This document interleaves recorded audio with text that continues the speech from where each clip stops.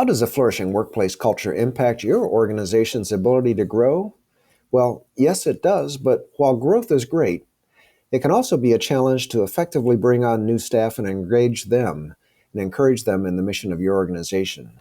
So, how do you keep improving workplace health while growing? Well, today on the Flourishing Culture Leadership Podcast, we'll focus on taking your employee engagement to the next level. Listen in and learn some fresh ideas that you can apply to your own organization.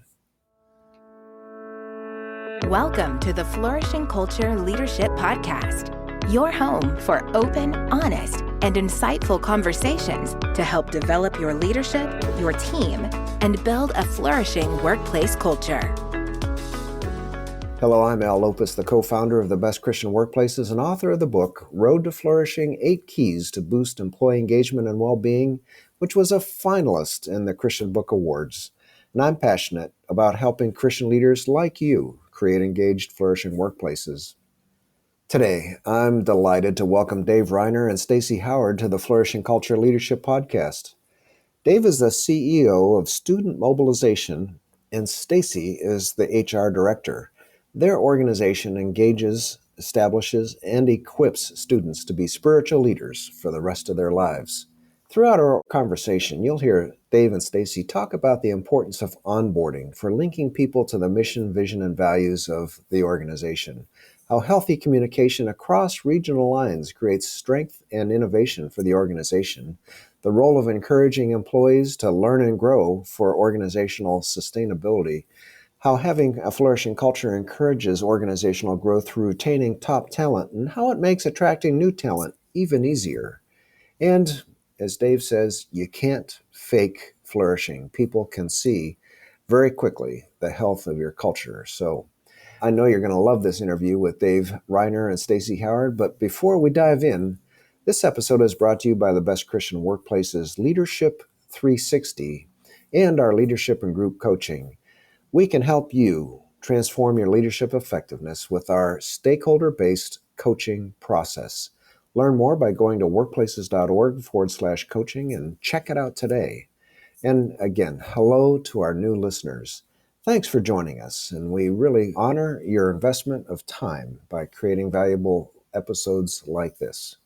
But let me tell you a little bit more about Dave Riner and Stacey Howard and their work at STUMO, the Student Mobilization Organization.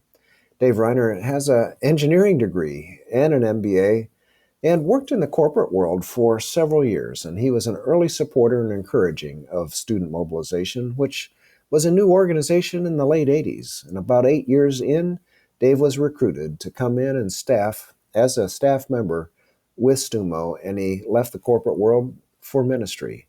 Stacey Howard has much the same background. She was involved in STUMO as a student at the University of Tulsa. And after graduation, she held several different corporate human resource positions, including working with Target. She came to STUMO in 2020 as their HR director. STUMO started in 1986 at the University of Arkansas and has now spread from campuses in Arizona to Pennsylvania. In addition to campus ministry, they offer student conferences and a summer discipleship training experience. So here's my conversation with Dave Riner and Stacey Howard. Dave and Stacey, it's great to have you on the podcast, and I'm looking forward to our conversation today. Well, it's great to be back, Al. Yeah, thanks for having us. I'm looking forward to it, and I'm really looking forward to hearing more about STUMO. Why don't we start off with a little bit of a background on the ministry? And your name is Student Mobilization, or STUMO, as you call it, and it's all about equipping college students as spiritual leaders. And we need the next generation of Christian spiritual leaders for sure in our country and around the world. Dave, you have such a huge heart for this generation of students. Share with us the strategic nature of focusing on college students, and how does investment in young adults make a difference in our society both today and tomorrow? Sure, Al. I think we all know these are really challenging and changing times. The culture's shifting. And much of that shift is originating on the college campus, and it's a shift away from biblical truth. Students are showing up today on campus with little or even zero biblical knowledge or church exposure. Al, I think when you and I were in college, maybe a lot of students were rebelling against the Christian values of their parents. Well, today, the majority of college students are not rebelling against that background. They never had the Christian upbringing to begin with. And so it's a vulnerable time. The social and academic climate on the campus is all geared to conform everyone on campus to worldly values and causes. You can see it on TV, you can see it on social media. As we know, there's no peace and fulfillment, though, apart from Jesus.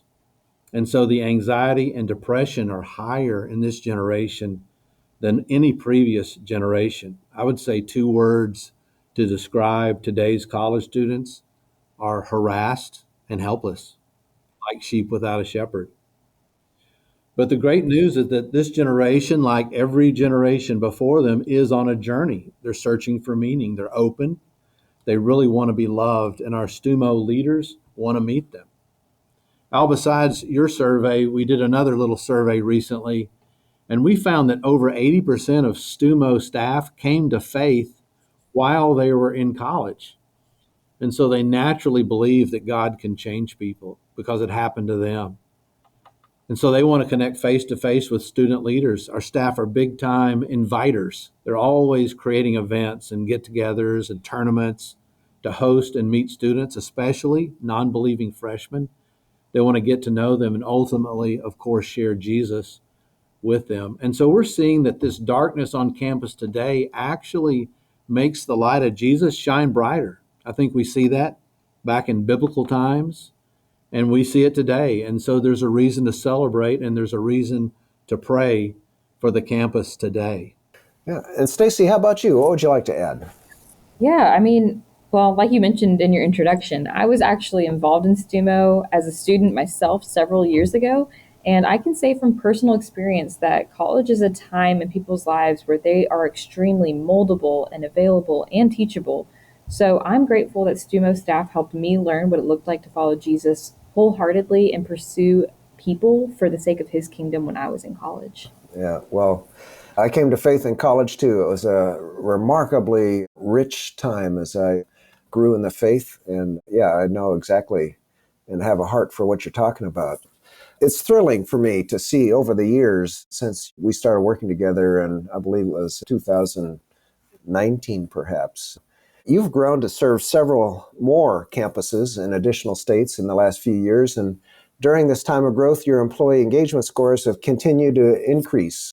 In fact, I was looking at your results, and your top 10 scores are in the 99th or 100th percentile of all Christian parachurch mission organizations. It's just fantastic, with over 90% engaged the way we talk about it. People love working for STUMO and are committed to the mission and vision of the organization. So let's talk about how you've kept a strong culture as you've continued to grow. Dave, what are some specific practices that you have on your leadership team to help your people embrace the values and principles of your ministry, of STUMO? And even as you're growing and adding new staff, how are you continuing to, again, grow as well as improve the health of your culture? Al, I think last time we talked about onboarding at STUMO, I mentioned that it was actually a 3-year process. We're bringing the college grads who are already seeing success in ministry in college to our organization. They want to be on staff full time as a full time job. And so one of the important trainings that we have is our new staff training. And that's where we do a lot to formally train in our mission, vision, and values. To this point, the new recruits have organically experienced our values and our principles. But for the first 2 years on staff, we have occasions to teach them and give them the why behind our strategies. Plus, we do formal employee training like other organizations, and Stacey plays a huge role in turning our students into professional ministers. Wow. And Dave, you talk about new staff training. Is there when they come on staff, is there a time, a couple of weeks that you have them together, or how do you do that? Sure. I think the best time for the new staff training tends to be December. It's between semesters. And so they're sort of right off the campus. And so they have a lot of fresh celebrations and questions to ask. And so we get them together. And that's when we mostly do new staff training. Then we have another I guess, orientation that we do in January. Yeah, right. Okay. Thanks. Well, Stacey, what would you like to add from an HR perspective? As you bring on new people and support regions that are growing, what are some of the HR practices that you feel make a difference in strong employee engagement? Yeah, definitely. Well, like Dave mentioned, from an administrative standpoint, we really try to make sure that our new staff understand the mission, the values, and the principles of STUMO up front. Hopefully, they already know most of that because they were involved as students, but we really want to make sure they absolutely understand it whenever they're on staff because that's just core to who we are. But as you can imagine, most of our staff are young, extroverted, and ambitious, but they might not be the most naturally administratively talented people. So we try to invest in them professionally to help them transition into the quote unquote real world as smoothly as possible. So in HR, this looks like giving simple breakdowns of what insurance looks like, how it works, what different terminology means, and things like that. I go through 401k, Roth versus traditional, and lots of things which you wouldn't necessarily get in quite that much depth in a traditional workplace. I try to really make sure they fully understand it, not just surface level, but truly understand it on a deeper level. And these are basic skills that aren't necessarily taught, but we believe that helping our staff understand develops them and encourages them to engage in the future with administrative duties. Yeah, you've got all of these extroverted, outgoing, but they're not administratively oriented. Yeah, I know exactly what you're talking about. And I know a lot of our listeners do too. Well, a number of our best Christian workplace ministry partners have a regional structure as you do, and as you lead the ministry in different geographic areas. So how do you keep a flow of communication? Healthy communication is one of our 8 drivers. How do you keep a flow of healthy communication between the regions and the headquarters? And how do you equip your regional leaders for excellence and teamwork in their regions rather than just being silos, for example? So, Dave, what are your ideas on this? Well, that's a great question because I think our roots are strong at the campus and the regional level. And so it's a real challenge to communicate and stay unified at the corporate level. Any of our regions could be a separate ministry organization themselves. But our leaders are wise enough to discern that there are big administrative advantages to being one larger organization. There's some missional advantages for cross-pollination, for best practices, and of course for encouragement and accountability. There are advantages from an innovation standpoint.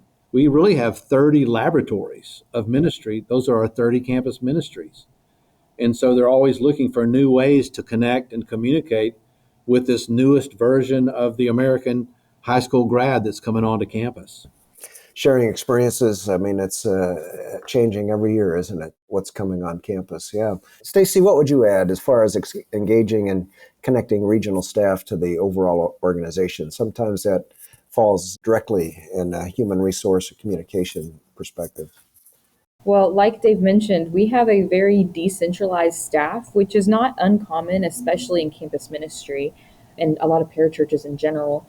But on top of this, they don't work traditional office hours. So they're not sitting in front of a computer all day waiting for emails or anything like that. Like I said earlier, they're extroverted young people that are just excited to engage with the next generation. So this can make engaging with them more challenging from a headquarters or administrative perspective. So we actually recently hired a communications coordinator, and that has been a huge help to us. She helps us communicate with them in a way that's conducive to their ministry and their day-to-day lives. And so a lot of times this looks like all staff texts or Teams messages, graphics, videos, ways that we can engage in the younger demographic, the younger generation, in a way that they most thrive. Yeah, and that's how we kind of describe healthy communication as two-way communication, and knowing how people receive communication is part of that. Yeah, so texts, videos, graphics, Teams messages, yeah, absolutely. The next generation is not necessarily spending a lot of time reading emails, are they? One of the things that we've noticed is one of your top scores in employee engagement is that employees feel like someone is encouraging their development. And again, you're working with many people that are coming out of college and are wanting to continue to grow and develop. So we know that this kind of a score doesn't happen by accident. How do you train and support your supervisors and managers to encourage the growth and development of the people on their team? Stacey, how do you roll this out from an HR perspective to supervisors and managers? Are there some practical steps that you can share with our listeners to help implement this in your own organization? Yeah, I think definitely a starting point. One of the big ways that we do this is through the selection of our campus directors. So we're trying to find people that already naturally have a shepherding heart. So people that love to develop and invest in those around them. So I would say definitely finding key leaders is essential. But I truly believe that the Best Christian Workplace Survey has been a great way for our staff and leaders to develop. So, shameless plug for you guys. It definitely allows them to receive tangible feedback and work on areas where they can improve or just continue on in areas where they're already thriving. How you kind of screen for shepherd hearts. Is that something that you do, or is it just an observation? Or Yeah, that's a good question. I think it's similar to the way we have talked about the 3 year interview process of our staff that are coming on as being students. They are being observed and somewhat evaluated in a sense whenever they are students, seeing how they steward their responsibilities to see if they'd be a good fit on staff. And in the same way, whenever those staff are under leadership, they're somewhat being evaluated in a sense if they would make good leaders one day. And so their leaders are developing them and investing in them and seeing if those types of qualities are really latching on to see if they would want to do that for the next generation themselves and see if they would be quality leaders if they have that desire themselves to do that in the future. I trust you're enjoying our podcast today. We'll be right back after an important word for leaders. Are you a leader searching for ways to enhance your organization's workplace culture and foster employee engagement? Well, we have just the solution for you. It's our proven Best Christian Workplaces Employee Engagement Survey for the Christian-led workplace. Picture this: your organization radiating with a renewed sense of purpose, where employees are excited to come to work every day. With our Employee Engagement Survey, you'll gain powerful insights into the heart of your organization. Discover hidden strengths, uncover areas for improvement, and unlock the full potential of your team. But that's not all. By conducting the survey, you'll see productivity skyrocket, increased job satisfaction, and decreased turnover rates. Imagine the impact on your mission as your team unites around a shared vision, driven by purpose and fueled by a positive workplace culture. Your organization will become a beacon of light, inspiring others with its exceptional leadership.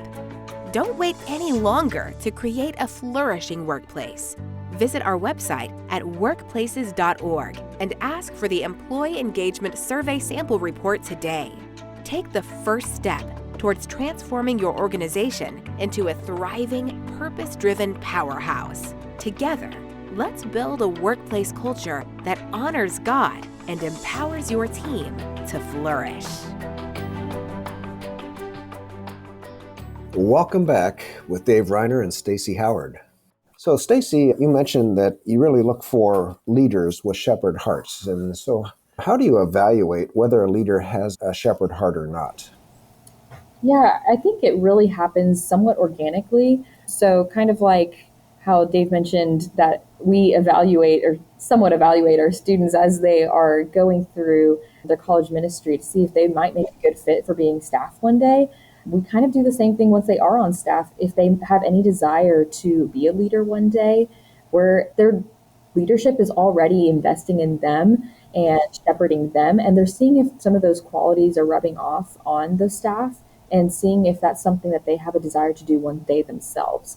So maybe that isn't something that they're interested in doing one day, but if it is, they're investing those qualities into the younger staff people to see if one day they might be a good leader themselves. Great. Yeah. Well, thanks. And Dave, what would you like to add? Is there something that you could add to this? Yeah, like Stacey said, the Best Christian Workplace Survey is really a primary tool. You know, Al, it has built-in benchmarking, accountability processes where our ministry regions are compared to other similar organizations. Really, I guess our overall ministries compared to other orgs. But then our regions can be compared to each other. And so as leader of the whole ministry, I really love that it's objective. There's these 55 or so great solid questions that staff can respond to, and then those answers are simply rolled up and reported. It's a straight up evaluation without any subjective opinions. But then we can come together and really try to understand why scores are high or why scores are low. So we really value the whole process as a unifying development tool for our whole Yeah, organization. right. Yeah, that's great feedback because development is a part. Uplifting growth is one of our key drivers for employee engagement. And that's a great way to evaluate, are we actually building into our people?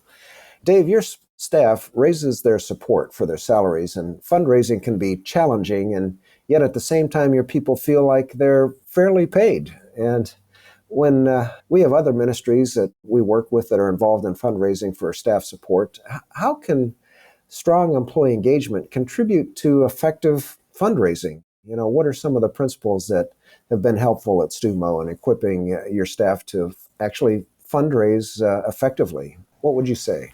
Well, our founder, Steve Shadrach, gave us a strong start. We apply the same principles and strategies that Steve actually offers to other organizations through support raising solutions. Now, that has a new name. It's called VIA.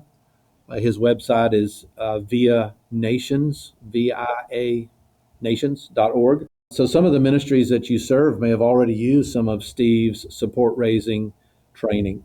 And he also wrote a book called The God Ask. It's a great resource. But as far as STUMO goes, I think we start with hiring courageous people. We find that support raising and evangelism are twins.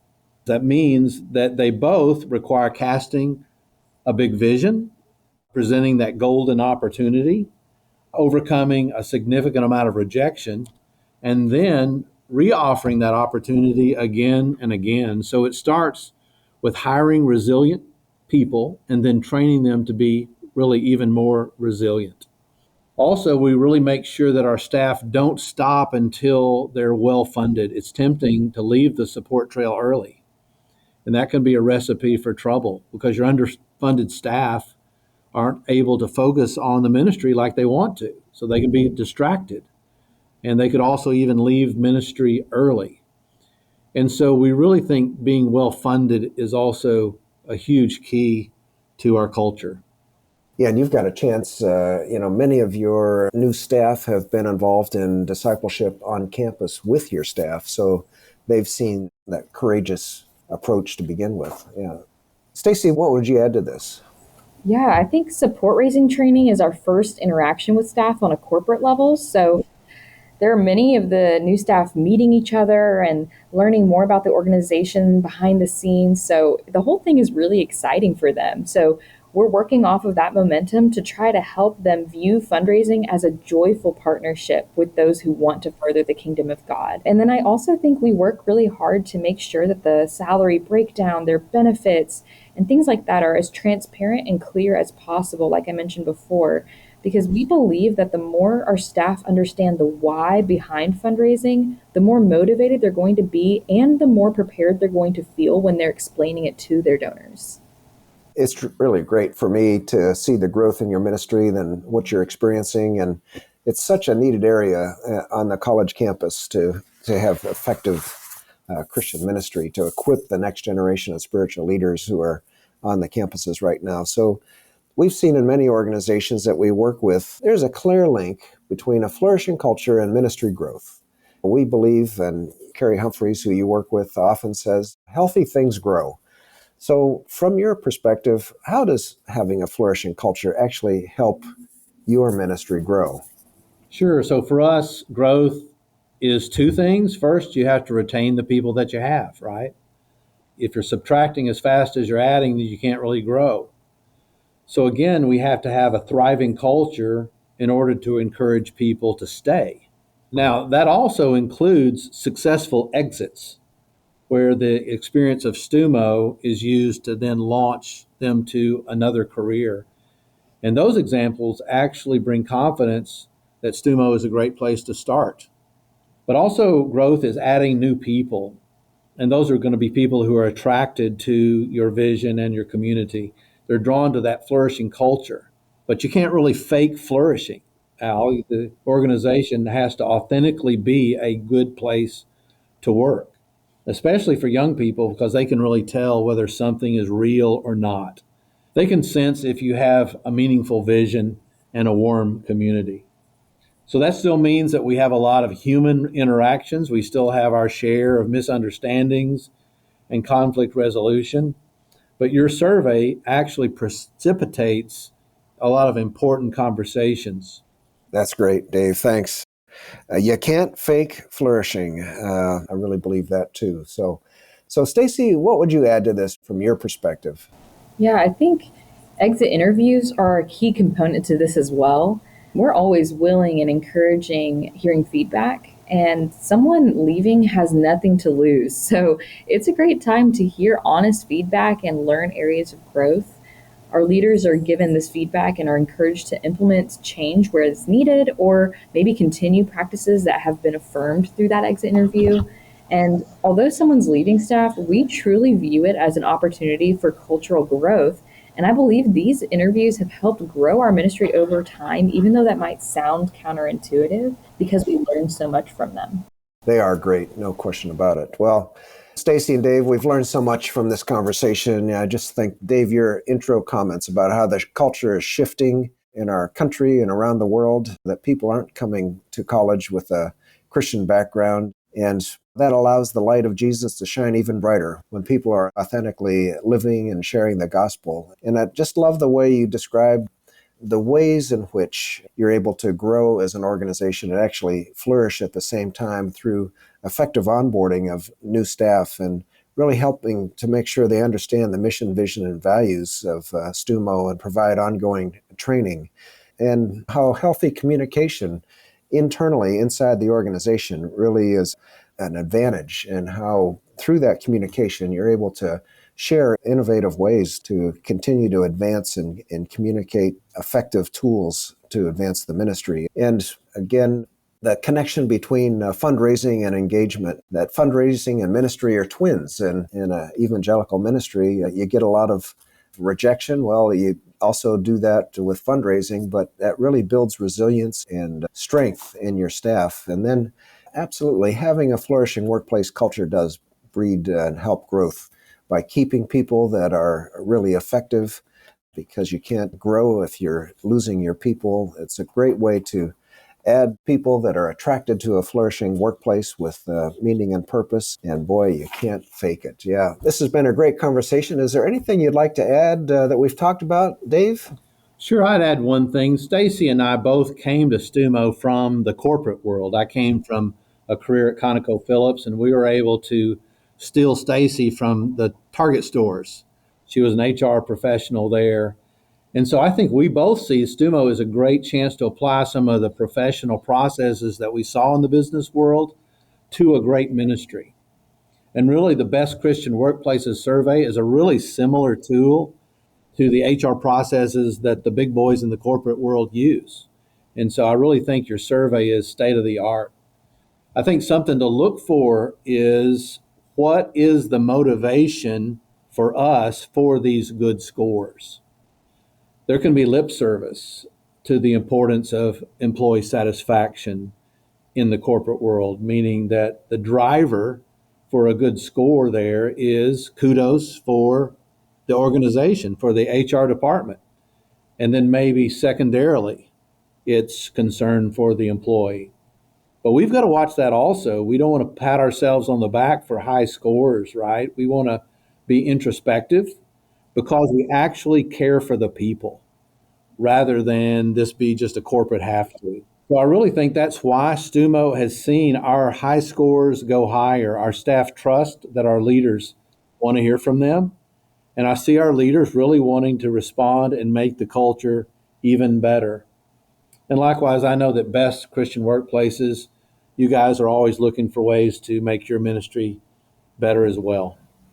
Yeah, we are, and always looking for input. Well, Dave and Stacey, thanks so much for your contributions today. Thanks for this conversation and sharing with us so many good ideas. And most of all, I appreciate your commitment to bringing the good news of Jesus to the next generation of leaders in our society. So thanks for taking your time out today and speaking to the lives of so many listeners. Thank you, Al. Yeah, thank you for having us. Well, thanks so much for listening to my conversation with Dave Riner and Stacey Howard, and I hope you enjoyed it as much as I did. You can find ways to connect with them and links to everything we discussed in the show notes and transcripts at workplaces.org/podcast. And if you have any suggestions for me about our podcast or have any questions on flourishing workplace cultures, please email me at al@workplaces.org.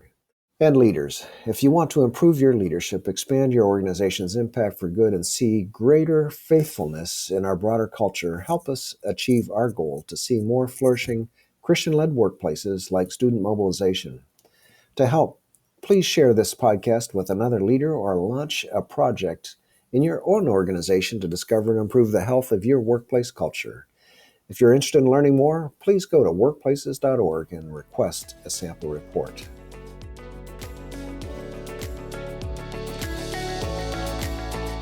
The Flourishing Culture Leadership Podcast is sponsored by Best Christian Workplaces. If you need support building a flourishing workplace culture, please visit workplaces.org for more information. We'll see you again next week for more valuable content to help you develop strong leaders and build a flourishing workplace culture.